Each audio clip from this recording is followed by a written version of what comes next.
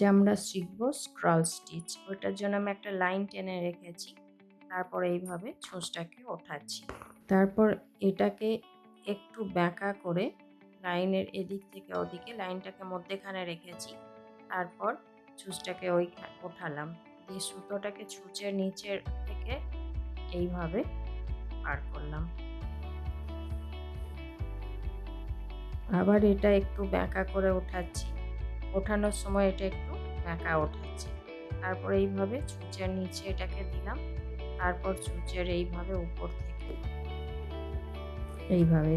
এগুলো বর্ডার হিসাবে বিভিন্ন জায়গায় ইউজ করা যাবে, যেমন আউটলাইন করার কাজে এগুলো আমরা ইউজ করতে পারি। সুতোটাকে ছুঁচের নিচের থেকে নিয়ে উপর দিকে ঘোরাতে হবে। ওঠানোর সময় একটু বাঁকা করে ওঠাতে হবে।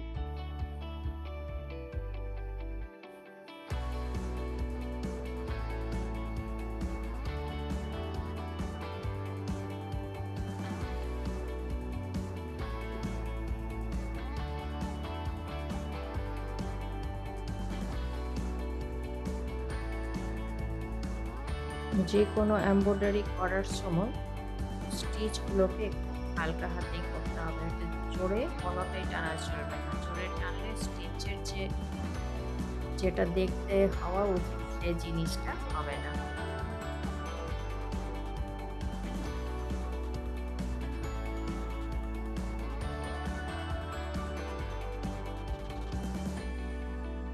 এইভাবেই আমি পুরো লাইনটাকে কমপ্লিট করে নিচ্ছি। এইভাবে ঢুকিয়ে সুতোটা ছুঁচের নিচে আছে, তলার দিক থেকে নিয়ে গিয়ে আবার উপর দিকে এইভাবে নিয়ে আসতে হবে।